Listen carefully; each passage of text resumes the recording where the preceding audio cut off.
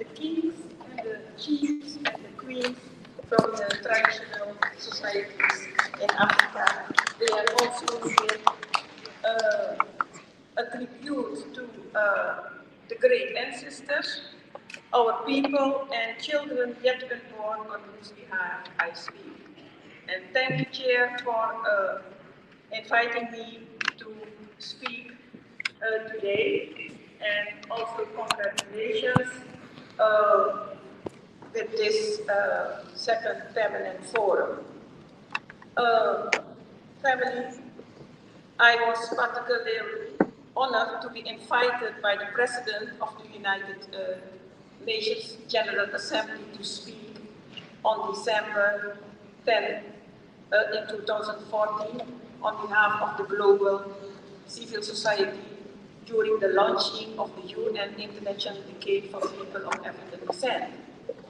9 years later, I'm back in the building of the international community to deliver my views on the issue of reparatory justice, a subject that has occupied us, our minds and brains for decades, but also worries us, still worries us.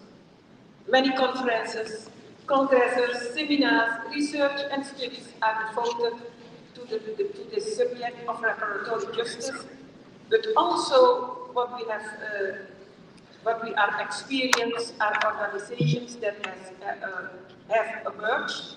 More and more continents, black governments are addressing this issue. And I will bring into your memories 2014, during the launching that the decision to have the International Decade did not come as a gift from heaven. It came only because of a long struggle of Pan-Africanists, supported by those civil society organizations who were committed to the implementation of the Durban Declaration and Program of Action. And family, because of the belief of the great majority, with a strong reaffirmation of and call for the full and effective implementation of the BDPA. At the center of the demands during the World Conference Against Racism was the declaration of the transatlantic slave trade, slavery, colonialism, and apartheid as crimes against humanity.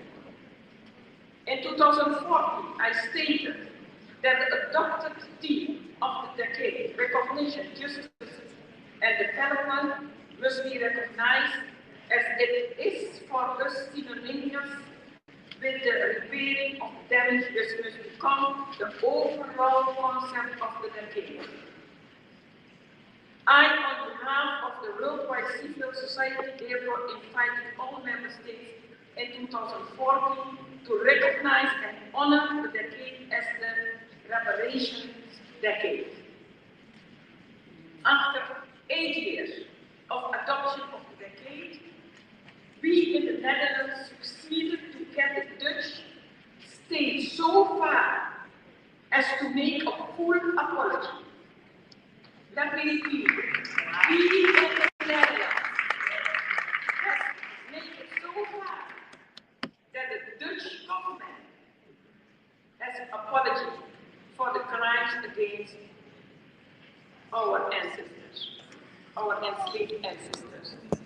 And even though there has been no reference by the Dutch government, by the Dutch state, to the paragraphs 100, 101, and 102 of the DDPA, we, descendants of the enslaved in the Netherlands, have interpreted the apology as a direct implementation of the exhortation to the member states.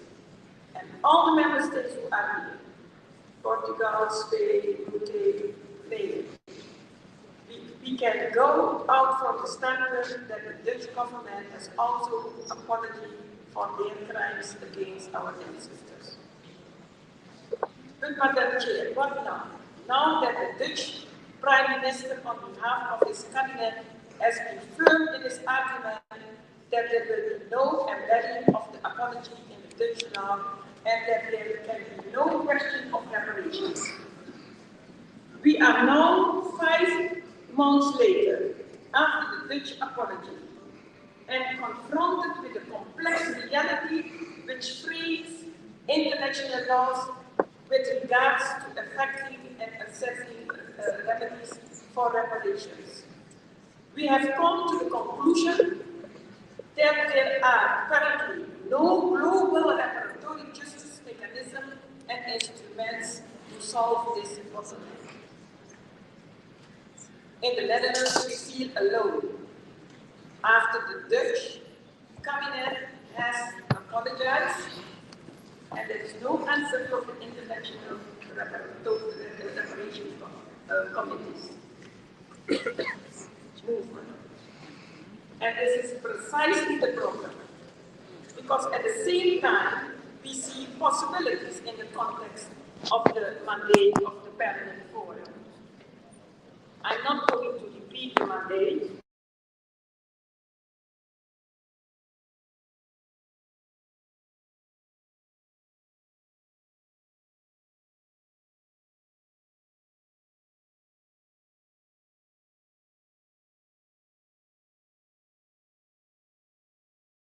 We from the associated members of the CARICOM Reparation Commission, we call on your forum to make use of the mandate by to assemble expert committees in cooperation with entities like the CARICOM Reparation Commission. We have COBRA, we have the December 12 movement, we have also PACU to further pursue the gathering of relevant laws and instruments that would enable reparatory justice committees to seek redress for all descendants of transatlantic chattel slavery and colonialism.